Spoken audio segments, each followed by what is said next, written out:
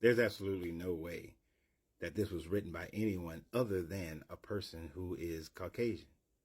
Huh? What? A black man did write this? Well, damn. America was a Christian country. That's why America was blessed by God to be the most powerful country. But now America has gone against the Bible because the devil has deceived, as has deceived, I guess is what you meant, the politicians to disobey God, and that's why America is falling. So let's talk about all that Christendom that came to America from the very, very, very beginning in the early 1600s. We are talking about America being founded as a Christian country, a country that came in from this very beginning, brought slavery into this country from its very, very beginning. A country that in its very beginning decimated and genocided the native population all throughout America from its very beginning, not later on, from its very beginning. The same country that marginalized through sexism women from its very beginning, that women couldn't vote and women couldn't own property, from its very beginning. That's what this Christian nation did. And as far as America gaining its strength, Civil War, fighting over the rights of others to own slaves. That's the great Christian American that you're talking about, black man? America became great after the World War II as far as through its industrialization process and its ability to build a war machine. That was in the early 1900s, in 1941, 42, 43, 44 to be more specific. And what did America do after that as a great Christian nation? Oh yeah, they had redlining.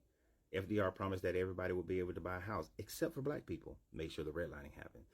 They built the national highway system that ran through and destroyed multiple black communities. Oh, and let's not forget that they flooded out and burned out many great prominent black cities during this time frame. I bet that there were a majority Christians who did that, of this great Christian nation in those time frames. Wow. Oh, what? Freedman Bank? Oh, yeah. That's when after the Civil War, black people were able to have a bank that they can put their money into. Right. What happened? Oh, my bad. They gave all the money to the former slave owners as a form of reparations, but surely they gave the black people reparations. 40 acres and a mule. No, that's never happened. Wow. Mighty Christian of them, I would say. And then for the natives, I'm sure that the natives, that they allowed them to have manifest destiny. Oh, damn. When they went across America, just taking land from the natives and then isolating them onto these reservations where they then made sure that they were becoming drunks and gave them the worst possible situations to live in, and then gave them casinos. Oh, damn. That was really, really mighty Christian of them now, wasn't it? Oh, but surely, after the Civil Rights Act, we have what?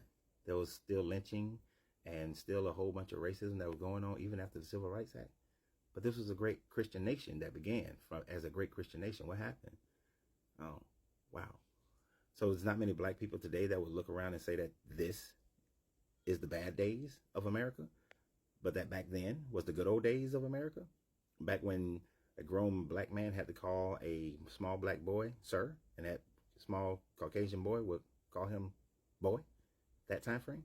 That's what you're referring to as America being this great Christian nation. I'm sure. I'm positive. I'm quite positive. Yes, America was built as a great Christian nation, and God has blessed America to make sure that it kept up all the slavery, kept up all the Jim Crow laws, kept up the assassination of people who were trying to make a difference in this country as far as equality, and made sure that the gender roles remained there legally up until like the 1970s. And then even still today, women are paid far less than men are for the same amount of work that they actually do.